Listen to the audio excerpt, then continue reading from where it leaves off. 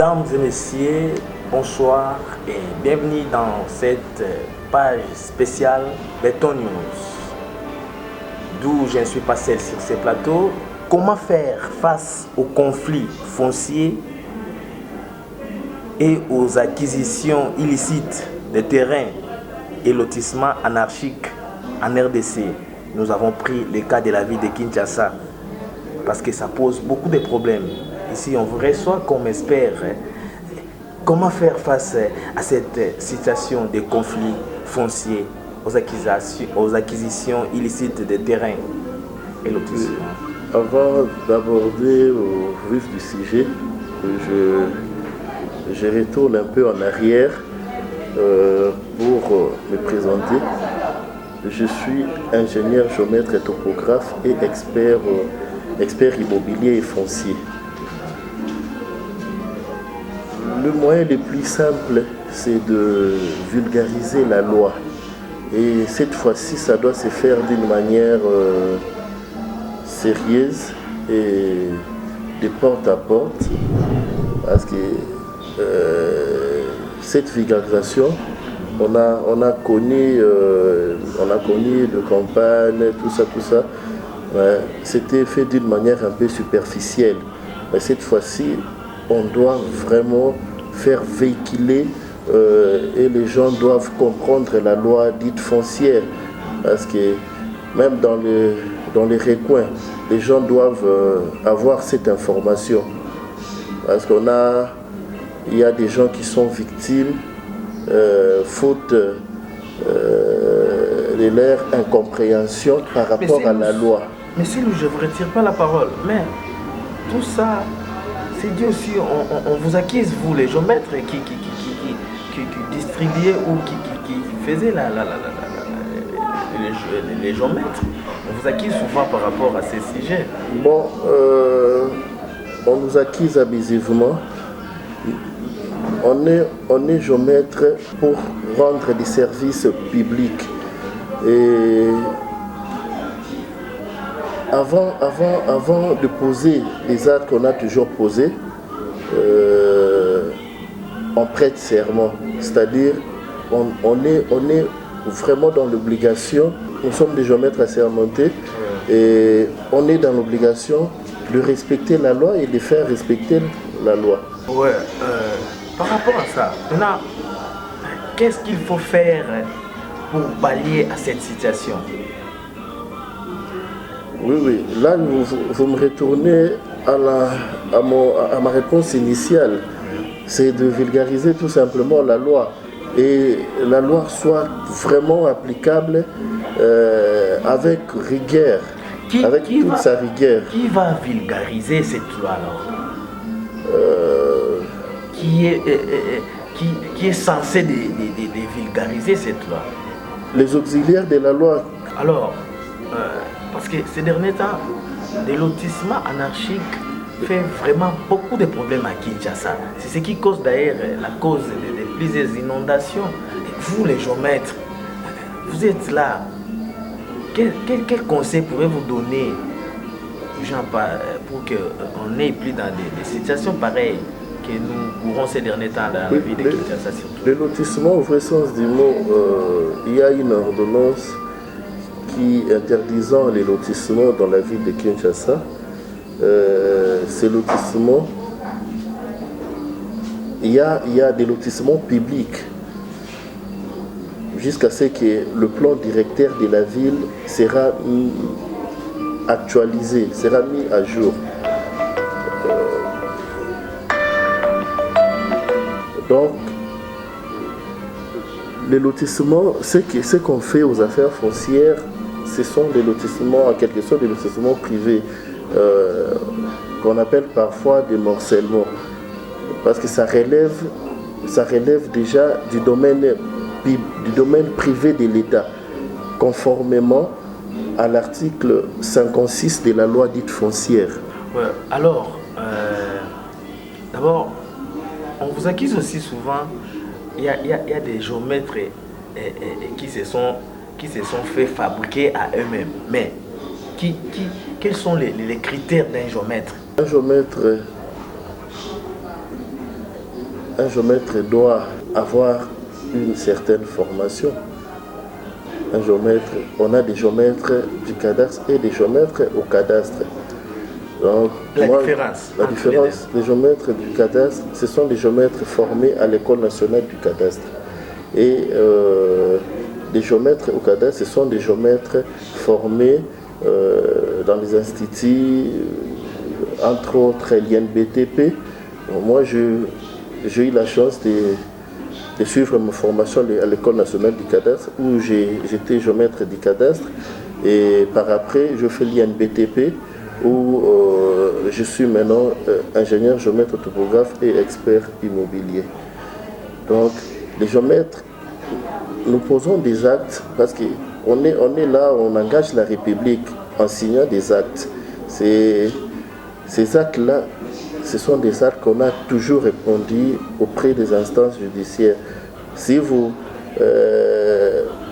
faites des actes, vous posez déjà des actes d'une manière anarchique, plus tard on va vous interpeller. Et là, à ce moment-là, vous allez manquer des arguments. Donc il faut vraiment se conformer aux textes qui nous régissent. Et nous avons des instructions cadastrales. En tant que technicien, on doit se référer à cette base-là. Monsieur Ilous, expert, ingénieur topographe, dans les affaires foncières, nous avons les conservateurs, nous avons le chef de division. Alors, est-ce que c'est ipso facto dans les conservateurs, il faut aussi des géomètres, et dans la division aussi, il en faut aussi des géomètres. Oui, bon. Ici, je ne parle pas du cadastre parce que vous m'avez invité comme expert. Expert pour savoir les conflits j'étais invité comme un agent du cadastre. Là, à ce moment-là, j'allais remplir quelques formalités. Oui. Mais comme en tant qu'expert, je peux toutefois, en passant, répondre à cette question. Oui. La division foncière a la circonscription foncière a des divisions. Oui. Il y a une division des titres immobiliers et une division du cadastre. La division des titres immobiliers, c'est une partie qui s'occupe de la partie juridique. Et la division du cadastre, c'est la partie technique. Entre autres, les géomètres sont gérés par les chefs de division. C'est leur chef direct. Mais du côté, sur le plan juridique, les conservateurs est plus préséant. Ce sont tous des chefs de division, mais le conservateur est plus préséant par rapport au chef de division, parce que c'est lui qui engage la République au même titre que les géomètres. Le chef de division ne fait que contresigner les actes signés par le géomètre, bien que c'est lui qui autorise aux géomètres d'effectuer les descentes illico. Merci, ingénieur. Concrètement, les téléspectateurs qui nous suivent, qu'est-ce qu'ils peuvent retenir à ce qui concerne ces conflits fonciers? Concrètement, qu'est-ce que les téléspectateurs peuvent retenir? Parfois... pour qu'ils n'aient plus ces conflits. Parce que plus c'est un peu dur, mais pour que ça diminue un peu, parce que ça devient vraiment trop... Je demande aux gens de se conformer tout simplement aux textes qui nous régissent, c'est-à-dire se conformer à cette matière. On a la loi dite foncière. C'est la loi dite foncière réglemente tout. Donc, s'il se conforme à cette loi, il y aura plus de conflits fonciers. Je sais qu'il y a des conflits fonciers qui se créent, les gens créent de leur propre gré. Mais moi, je sais que quand la loi est respectée, donc à ce moment-là, on ne va plus parler de ces histoires de conflits. Alors, là, c'est à la population. Maintenant, aux autorités, parce que plusieurs lotissements anarchiques, c'est dû aussi aux autorités ou à ceux qui vendent les terrains. vous étant expert, quel petit conseil pourrez-vous donner aux autorités qui vendent des terrains et qui fait aujourd'hui que ça devient des lotissements anarchiques? Bon, les termes que vous venez d'utiliser là, bon, ce sont des termes utilisés par les profanes, conformément à l'article 53 de la loi foncière. Ce que vous venez d'employer là, vendre, c'est vraiment grave, parce que ça ne se dit pas par rapport à la loi.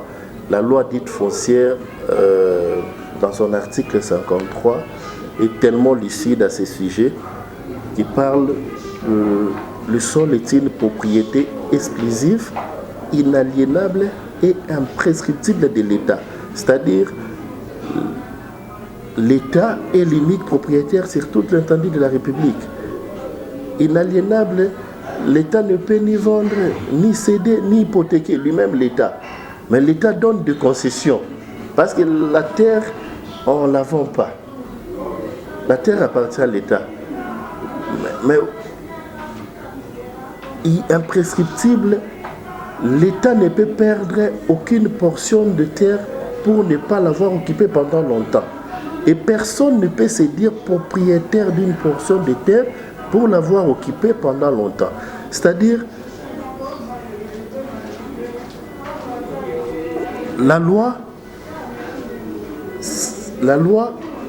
sécurise le bien de l'État et les privés peuvent se dire propriétaires, c'est par rapport aux histoires incorporées. Entre autres, le bien immeuble. Si vous érigez un bâtiment ou une bâtisse, à ce moment-là, vous êtes propriétaire.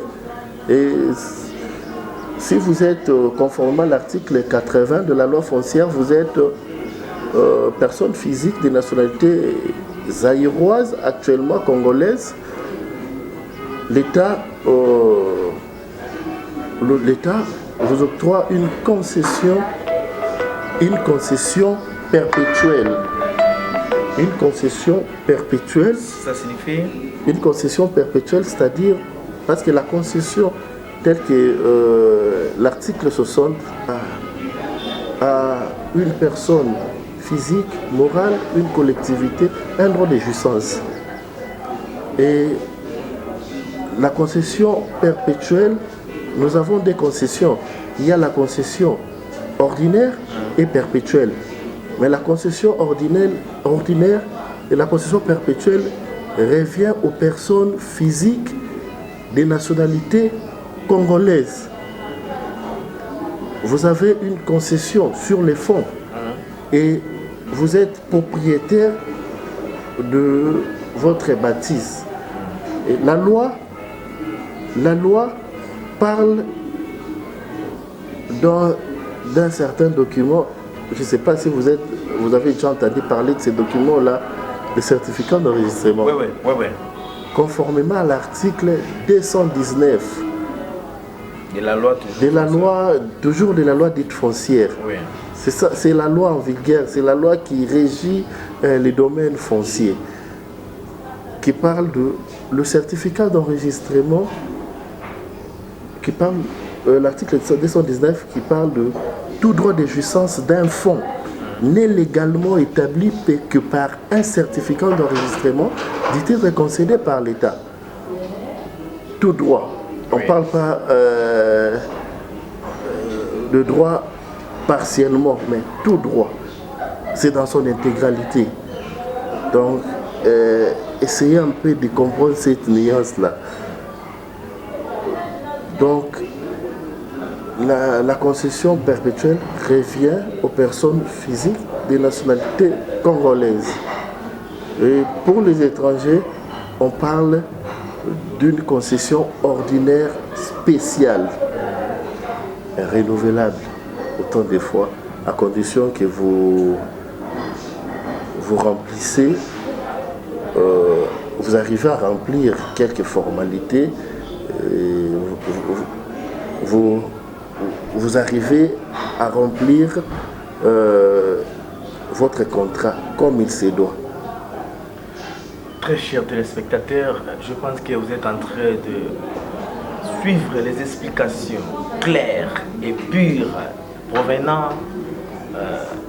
de l'ingénieur, topographe, le géomètre, M. Ilous Fiston Soumbu. Alors, je crois qu'il est en train de répondre à toutes les questions que vous nous y avez posées. M. Ilous, la télévision c'est le temps. Nous sommes pratiquement arrivés à la fin de notre entretien, mais avant de nous séparer, votre dernier mot, et ça profite directement du conseil que les gens peuvent rester avec, parce que vous avez vraiment tout dit, c'est clair, vous avez même donné les références ou les soubassements. Comment est-ce que les gens peuvent se ressourcer par rapport à ça? Nous sommes arrivés à la fin de notre entretien, mais votre dernier mot par rapport à cette émission et par rapport à ce sujet qui a été si important. Oui, sans faire mon propre apologie, oui. Je dirais quand vous invitez un expert dans votre plateau, il doit toujours donner des références. Parce que là, on n'est pas... si vous ne donnez pas de références, là, vous n'êtes pas différent d'un maçon qui parle des affaires foncières. Vous n'êtes pas différent d'un mécanicien qui parle des affaires foncières. Vous n'êtes pas différent d'un médecin qui parle des affaires foncières. Un expert des affaires foncières doit toujours argumenter... argumenter ce qu'il dit par rapport aux références. Oui. Je vous remercie pour m'avoir fait confiance et je vous demanderai d'appliquer, de mettre ce que je suis en train de dire en exergue, de mettre ça en application.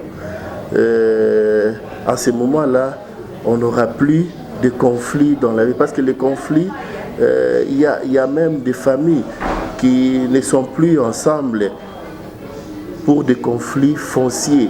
Il y a même des églises qui se sont... il y a des églises en dislocation. Il y a même des institutions, parfois on trouve des institutions de l'État en conflit foncier. Ça fait mal, mais quand même on essaye de vulgariser la loi. Si vous aussi vous nous rendez la tâche facile de appliquer cette loi-là, là on n'aura plus de conflits. On n'aura plus de conflits et ça va davantage nous rendre la tâche facile. Ingénieur Soumbu, nous vous disons merci de répondre à nos questions.